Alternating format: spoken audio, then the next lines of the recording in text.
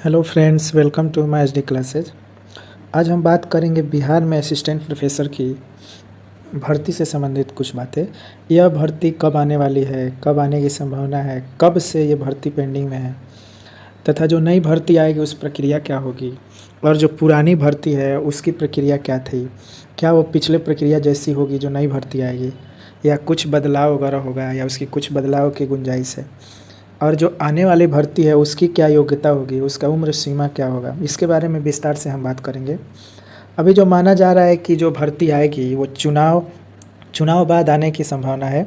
हो सकता है चुनाव बाद ही आए, क्योंकि बिहार में विधानसभा चुनाव है, कुछ महीने बाद ही होने वाली है विधानसभा चुनाव है। जैसे हो सकता है इस साल के लास्ट तक हो जाए चुनाव, कुछ महीने बाद यानी कुछ दिन बाद आचार संहिता लागू हो जाएगा, तो आचार संहिता में हो सके नहीं आए, भर्ती नहीं आ पाएगी। इसीलिए माना जा रहा है क्या चुनाव के बाद ये भर्ती आएगी। और थोड़ी सी बात कर लेते हैं पिछली भर्ती की कि वो जो भर्ती था उसकी प्रक्रिया क्या थी। देखिए, ये भर्ती 2020 में आई थी और अभी भी माना जा रहा है कि वो पूर्ण रूप से क्लियर नहीं हो पाई है। ठीक माना जाता है कि ये जो भर्ती होती है बिहार में असिस्टेंट प्रोफेसर की, ये एक तरह से पंचवर्षीय योजना अपना ये लोग बना लेते हैं।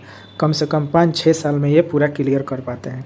ठीक है, पुरानी भर्ती प्रक्रिया में क्या था कि एग्ज़ाम वगैरह नहीं होता था, एग्ज़ाम नहीं होगा, ये केवल आपके एकेडमिक मेरिट पे, एकेडमिक जो मेरिट बेस होता है उस आधार पे होता है। जैसे कि मान लीजिए आपका ग्रेजुएशन है, पीजी है, पीएचडी है, नेट जेआरएफ है, रिसर्च आर्टिकल है, एक्सपीरियंस वगैरह है, इसके आधार पे आपका मेरिट बनता था। जैसे पीएचडी है तो 30 नंबर आपको दिया जाएगा, इस तरह।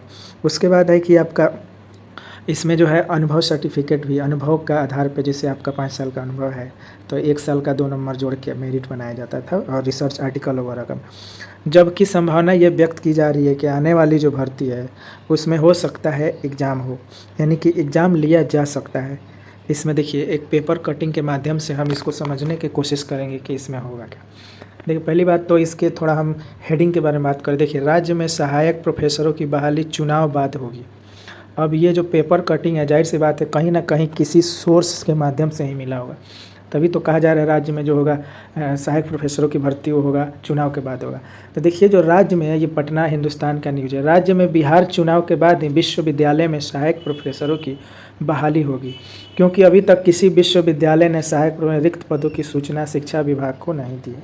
यानी माना जा रहा है कि जो भी विश्वविद्यालय हैं उनके यहाँ कितनी रिक्त पदें हैं उसकी सूचना अभी तक शिक्षा विभाग को नहीं दी गई, जबकि शिक्षा विभाग पिछले 1 साल से रिक्ति मांग रहा है। यानी शिक्षा विभाग बोल रहा है अपने अपने विश्वविद्यालय से आप लोग रिक्ति भेजिए, फिर भी विश्वविद्यालय द्वारा नहीं भेजा है। विभाग का लक्ष्य था कि विधानसभा चुनाव आचार संहिता लागू होने से पहले क्या किया जाए, वैकेंसी जारी कर दिया, लेकिन बहाली की प्रक्रिया शुरू होने में क्या है, अभी देर है। ठीक है, सहायक प्रोफेसर चयन की प्रक्रिया में बदलाव की तैयारी हो रही है, यानी जो नई भर्ती आएगी उसमें क्या होगा, बदलाव होना।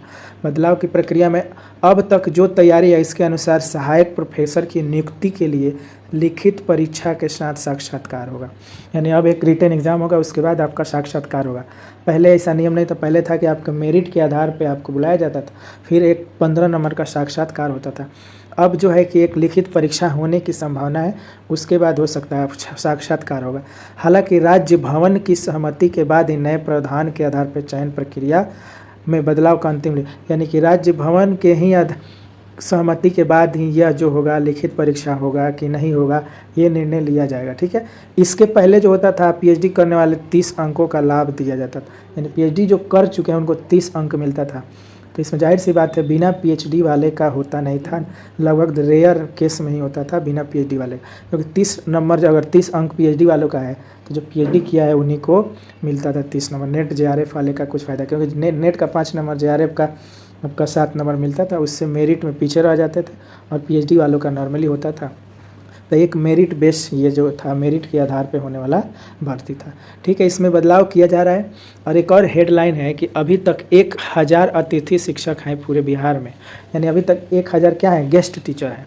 देखिए, माना जा रहा है कि विभिन्न विषयों में लगभग 4000 पद पर रिक्ति मिलने की संभावना, 4000 पद पे रिक्ति आने की संभावना है, माना जा रहा है। अभी तक विश्वविद्यालय में लगभग 1000 अतिथि शिक्षक काम कर रहे हैं, मतलब कि पूरे विश्वविद्यालय में लगभग 1000 अतिथि शिक्षक अभी भी मौजूद है। इसके पहले 1800 अतिथि शिक्षक थे, इनमें से 800 जो अतिथि शिक्षक वो क्या हो गए अब सहायक प्रोफेसर के लिए चयनित हो गए। यानी पिछले जो बहाली था जिसमें कुछ विषय का हो गया है, कुछ विषय अभी बाकी है, उससे ये क्या है उसमें वो सिलेक्ट हो गए हैं। तो कुल मिला के 1000 अभी भी अतिथि शिक्षक है।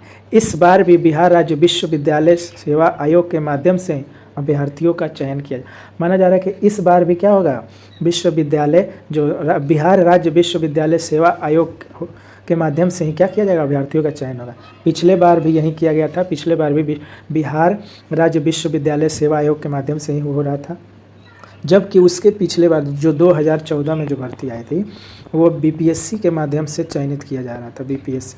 जबकि बाद में जो 2020 में आया उसके लिए अलग एक आयोग बनाया गया जिसको हम बोलते हैं बिहार राज्य विश्वविद्यालय सेवा आयोग, ठीक है। इसके माध्यम से अब फिर से भर्ती लिया जाए। कुल मिला के 4000 पदों पे भर्ती आने की संभावना है, ठीक है। अब देखिए अभ्यर्थियों के आवेदन के लिए संबंधित विषय में यूजीसी नेट बेट या पीएचडी होना अनिवार्य है।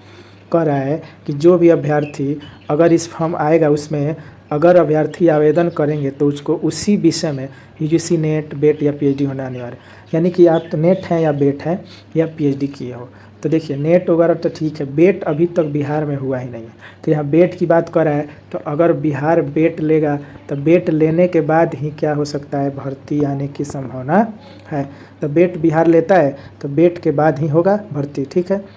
उसके बाद क्या होगा कि अभ्यर्थी की जो अधिकतम उम्र सीमा 55 वर्ष तक होगी, ये माना गया। अभ्यर्थी जो होंगे वो 55 साल तक अधिकतम उम्र वाले। शिक्षण अनुभव अधिकतम 5 वर्षों के लिए 10 अंक में, यानी हर साल का 1 साल आप 5 साल पढ़ाए हैं तो 10 नंबर आपको दिया जाएगा, यानी हर साल का 2 नंबर, यानी प्रति वर्ष शिक्षण अनुभव पर 2 अंक का प्रावधान होगा, ठीक है। तो ये था जो था एक पेपर कटिंग का, जिसके माध्यम से ये लगाया जा सकता है अनुमान की जो भर्ती होगी वो चुनाव बाद होगी और 4000 पदों पे भर्ती आने की संभावना है।